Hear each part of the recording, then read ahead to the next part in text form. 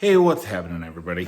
So, it's been a while since I've made a video, and the reason I haven't made a video on this channel is what inspired me to make this video. And I want to talk about things that I stack other than silver, things that I stack other than gold, things that I stack other than food, water.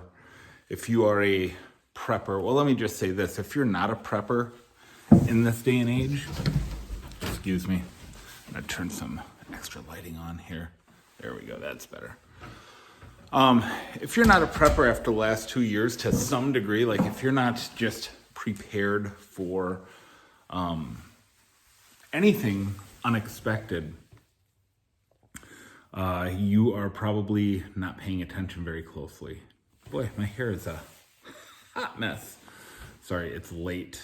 But anyhow, I want to show you some of the other things that I stack that I think are valuable if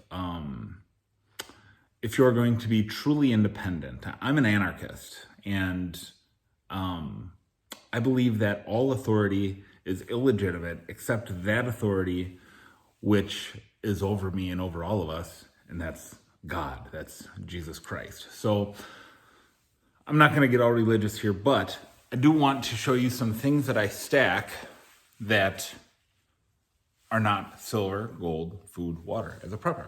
And the first thing that I'm going to show you here is this. I stack arrows.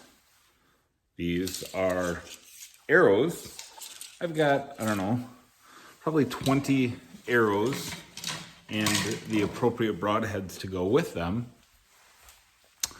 so that I can harvest my own food.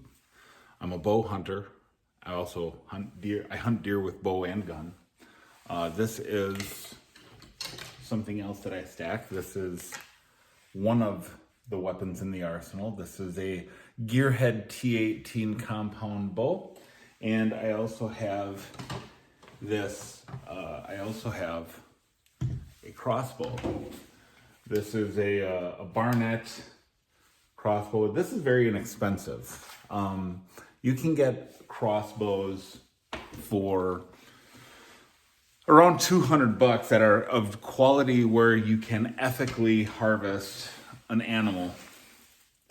And, you know, there's certain things you can go cheap on when it comes to hunting. And it's weird to say, like, the weapon you hunt with you can actually go cheap on it. Where you can't go cheap, where you cannot go cheap is in the safety. These are harnesses and saddles, all right? This is a saddle. This is so that I can hunt from a tree without using a tree stand. And this is a harness that's so that when I'm in a tree stand, I won't fall out, hopefully. So most hunting accidents are not actually from weapons, misuse, mistreatment, or malfunction. They're almost all fall related. So you don't want to go cheap there. Some other things that I stack. Let me show you some other stuff that I stack here. And again, this is all about independence. This is about being self-reliant. Fishing poles, by the way, this is a fraction of my fishing poles. Where this Honda Accord sits, my boat normally sits, but we're going into winter, so the water is going to get really hard very soon. So I have a fly rod. That's the really tall one. That is a number 5 fly rod for bluegill, trout, bass, etc. And then I have several rods for different species, bass, pike, walleye, and things like that. Do I enjoy fishing? Do I enjoy hunting? 100%. I grew up doing it. And truthfully, I hated hunting until I was an adult. I legitimately hated deer hunting. I went in the Army, and I had no intention of continuing deer hunting as an adult. But tastes change, let's just put it that way. So some other things that I stack here. I want to show you the fishing lures that I have. This is all musky tackle. All of this is for musky and northern pike. A good size, eating size pike can easily feed 4 people, one pike, which, look, 4 meals out of one fish, that is not bad, right? So lures like these are not very inexpensive by some standards. You might pay as much for an ounce of silver as you might pay for one of these lures, and I have probably 50 or 60 of them. On top of that, well, it's in my boat, and my boat's in storage, but I have all of my bass lures and smaller lures at, again, $8 to $12 a piece. So I have some bass hanging on the wall there that I've caught over the years. That's probably the only fish I would mount anymore, or I should say I would not mount fish anymore. So, but again, these are all fishing lures, all of these. All of these boxes are various lures for various species of fish. And why? Because one, I enjoy fishing, and two, I want to be able to provide a meal for myself, no matter where I am, right? So you can do that through hunting and fishing. I obey laws and regulations, of course. Now, I have fishing rods over here that are over $100, but I also have I think I said lures. I have fishing rods that are over $100, but then I also have these little collapsible fishing poles. This extends to 5 feet, and this is a wacky worm rig on here, very effective for catching bass. And I have 2 of those. I keep them in my trunk with one of these boxes of lures, and I can pull over to any roadside pond and catch fish. And believe me, you don't have to look far on YouTube to see the effectiveness of the wacky worm. So those are things that I stack: hunting and fishing gear. Why? Because I want to be able to provide for myself. I will never suffer a food shortage. I promise you. I promise I will never, ever suffer a food shortage. And here's the thing is, I don't want you to think it's too late to start hunting or fishing. If you're in your 30s, 40s, 50s, you are not too old. It is not too late. You can always learn. You learn to stack silver. You learn to stack gold. You learn the value of those things. This is something else that you can learn the value of. All right? So, what else do I stack? I stack tools.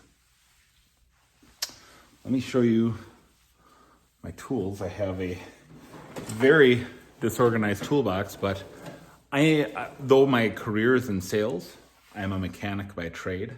I was a mechanic for 8 years, and I am not good enough to work as a professional because I am not efficient. It's not that I'm not good, I'm not fast.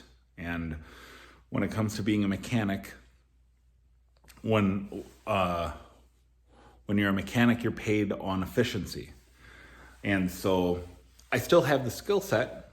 I haven't paid for a brake job or an oil change in years. I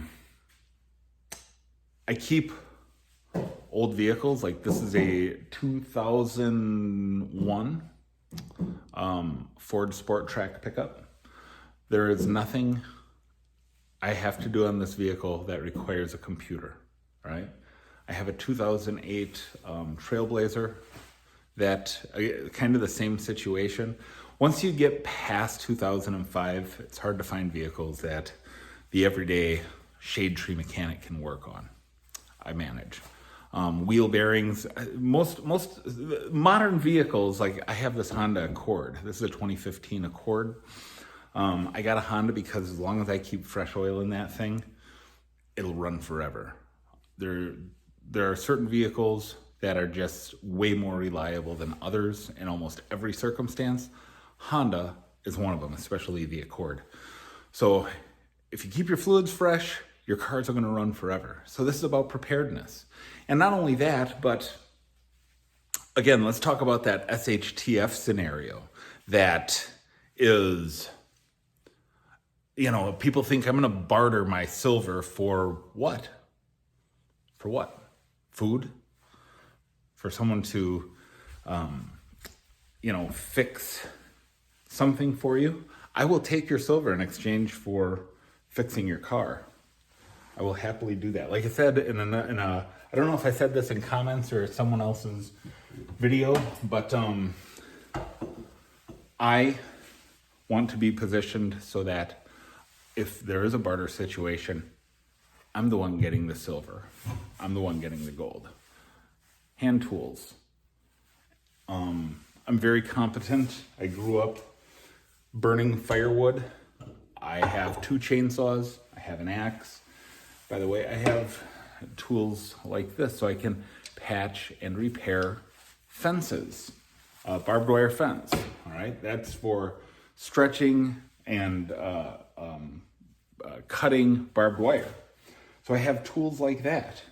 I have a lot of kind of oddball stuff. And so when, let's say going back to the SHTF scenario, right? So one of the things that's really important is community. You have to know your neighbors. And I really believe the way we're going to survive an SHTF scenario is together, is as a community. And I want to be able to contribute to my community. I want to be able to share my venison. I want to be able to change your air filter. I want to be able to help you. And I think that's the ultimate in anarchy, is demonstrating we don't need centralized government. I don't need somebody representing me. I represent me. Nobody speaks for me. Nobody speaks for you. We can do this together without the government telling us how to do it. And it's the same with currency. We don't need the government to tell us to take their paper. We don't. We can decide what's valuable amongst us, right? If it's silver, if it's gold, if it's freaking potatoes, whatever, that's what it is. I also can garden. I don't have the tools for it though. But I did manage a greenhouse in my career. So anyhow, I just want to show you some of the things that I stack. Oh, let me show you what else I stack here, guys.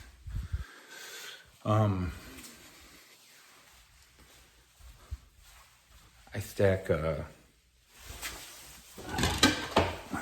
gas. I've got gas cans here at home. I've got gas cans at my cabin. I've got 2 generators at my cabin. Here's some fly fishing lures. So that's other things that I stack that are not precious metals, but things that if the S does hit the F, they're going to be very valuable indeed. So, guys, I have another YouTube channel. It's called 715 Outdoors. I'll put a link in the description. If you want to learn more about hunting and fishing, or if you just want to check out some of that content, feel free to go and subscribe over there. There is no precious metals content whatsoever. It is all about the outdoors lifestyle. So yeah, what do you stack? Leave comments below. Tell me what you stack that is not precious metals, that is not food, that is not water. What else are you stacking? Leave a comment below. Like, subscribe, share. See you on the next one. Thanks for watching.